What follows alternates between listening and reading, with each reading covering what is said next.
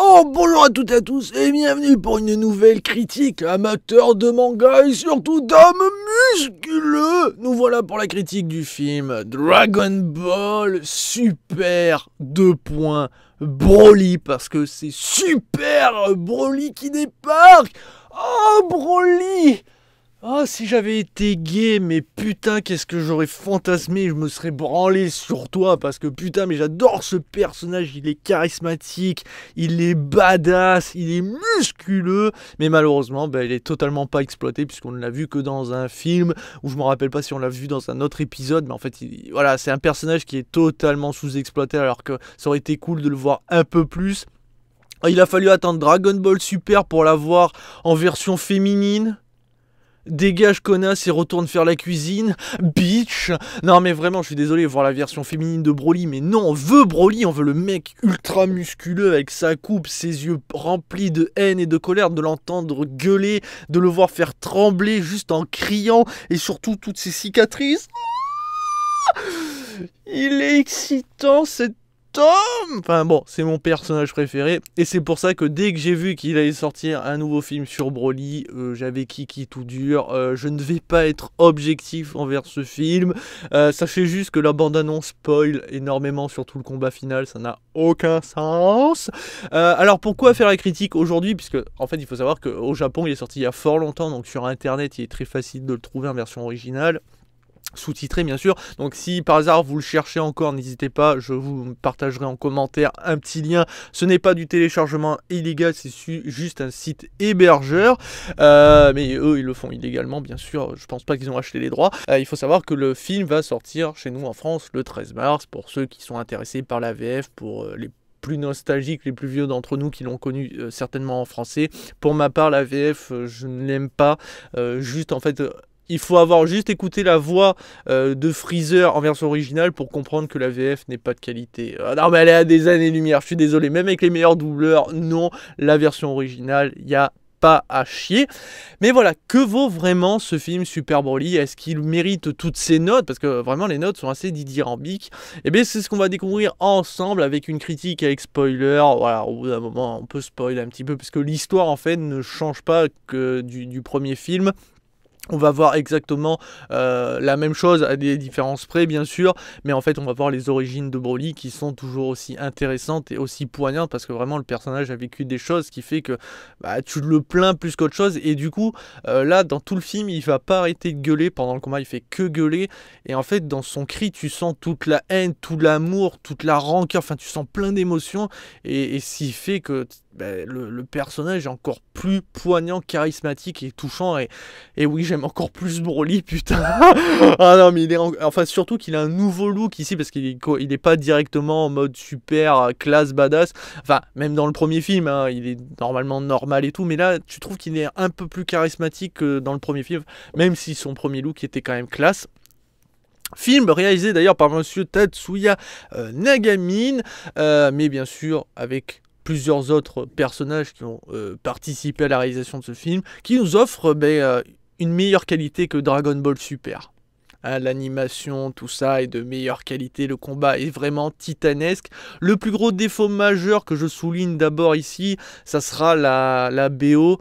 Alors pourquoi? Parce qu'en fait, les musiques sont assez bonnes globalement, les bruitages sont excellents, on retrouve les mêmes cris et tout, surtout en version originale.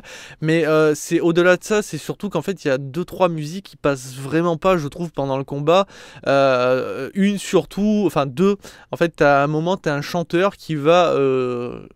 dire le nom d'un protagoniste, donc la première fois c'est Sangoku, et tu le vois il gueule Sangoku, et t'as la musique qui part et tout, là tu fais enculé, on part dans un trip.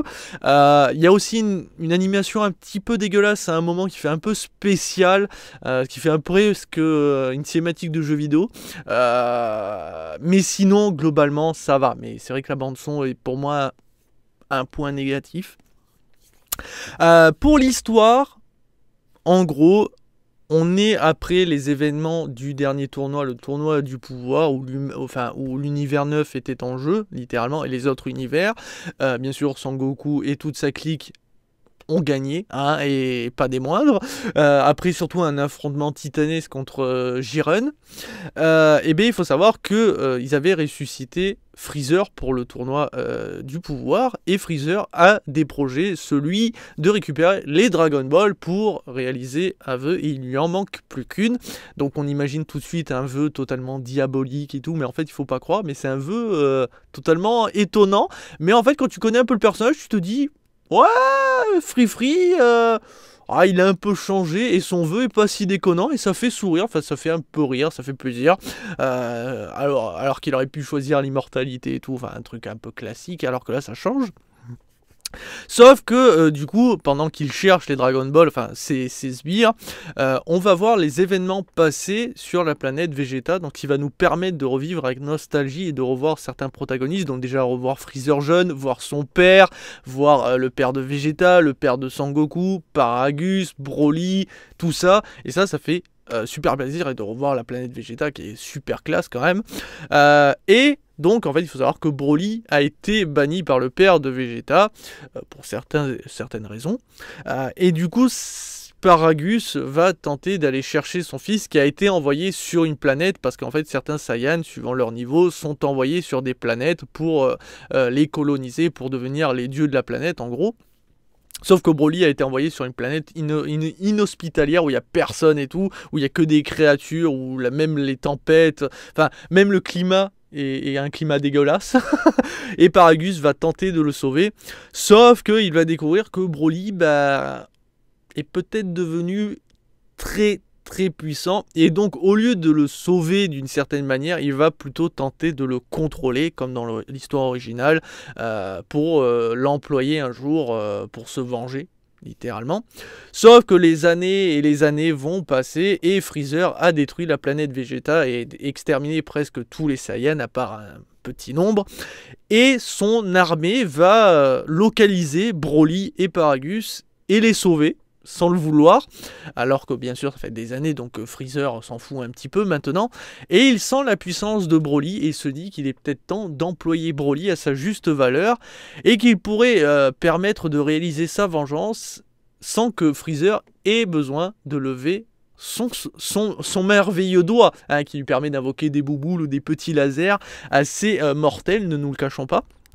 Et du coup ils vont partir sur la planète Terre chercher le dernier Dragon Ball, et en plus employer Broly pour se venger. Donc Freezer a tout gagné, et de là va se déclencher le plus gros combat entre Broly et Sangoku et Vegeta, qui vont devoir unir leurs forces pour affronter cette créature diabolique.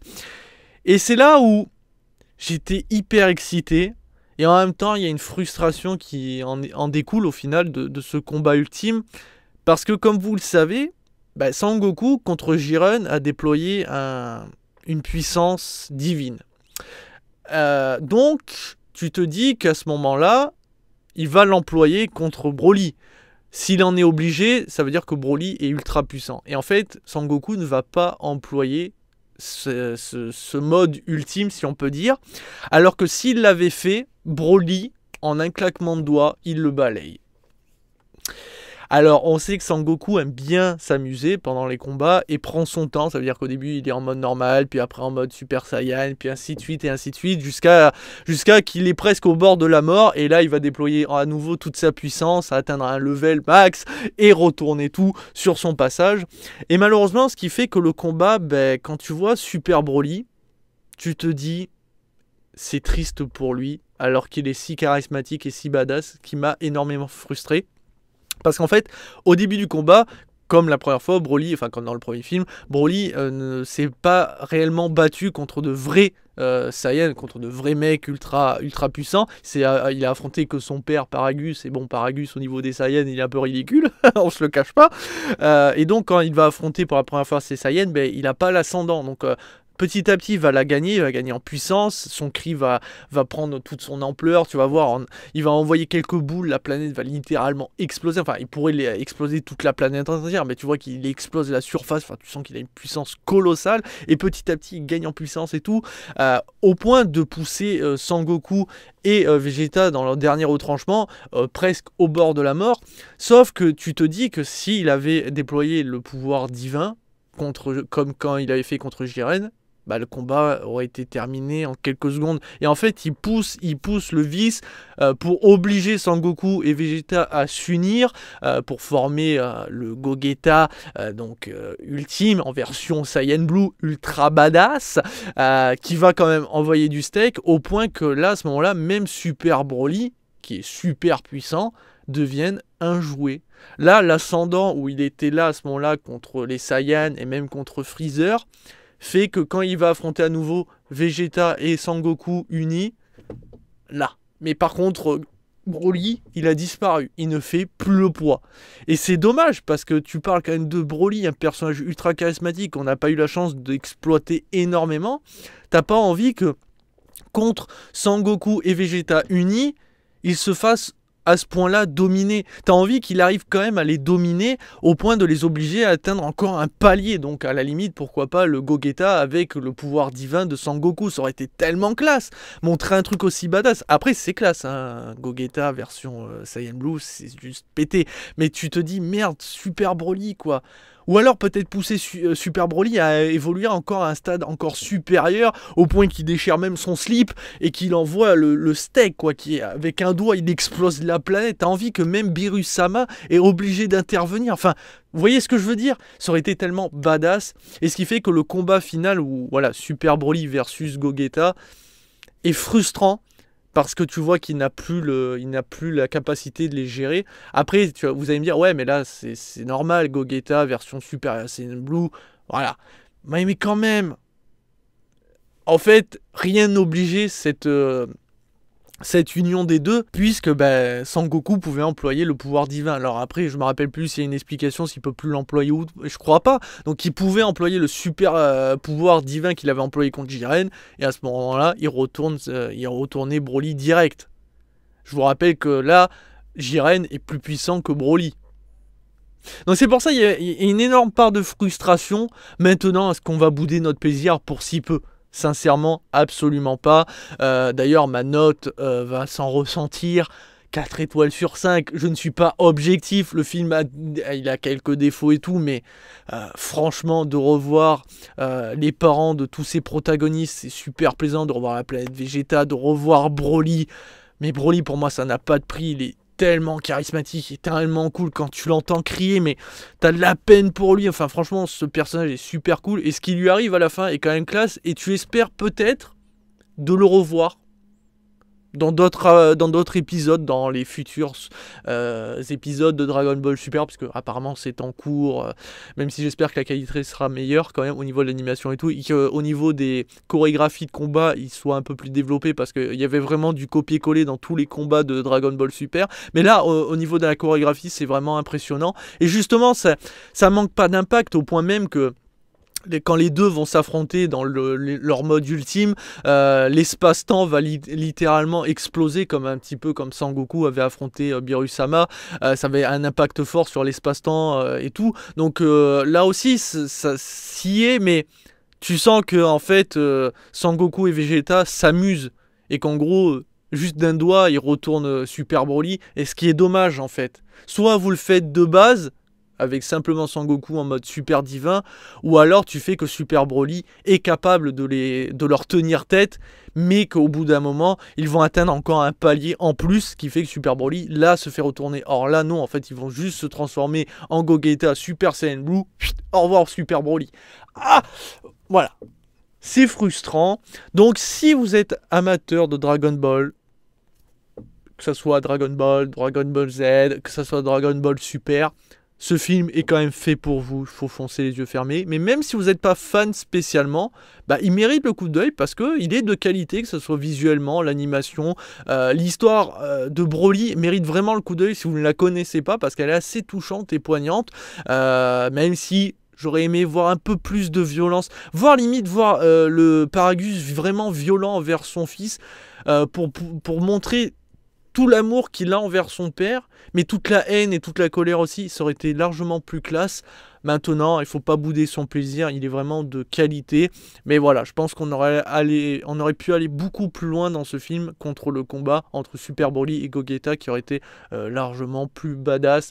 Parce que là, vraiment, tu sens que ça s'est trop déséquilibré et c'est dommage. Et voilà, le film est cool. Maintenant, si vous préférez attendre la VF, je peux comprendre. Donc, c'est pour le 13 mars. Maintenant, si vous n'avez pas encore vu la version originale et que vous cherchez, n'hésitez pas à me dire en commentaire et je vous offrirai un petit lien du film en très très bonne qualité en version originale. Parce que entendre Freezer et surtout le cri de Broly en version originale, ça n'a pas de prix. Voilà qui conclut cette critique un petit peu, je cache pas, homosexuel. Ah ouais, moi je deviens homo pour Broly. Ah ouais, envoie la purée, Broly, je suis tout à toi. Allez, sur ce, ciao ciao.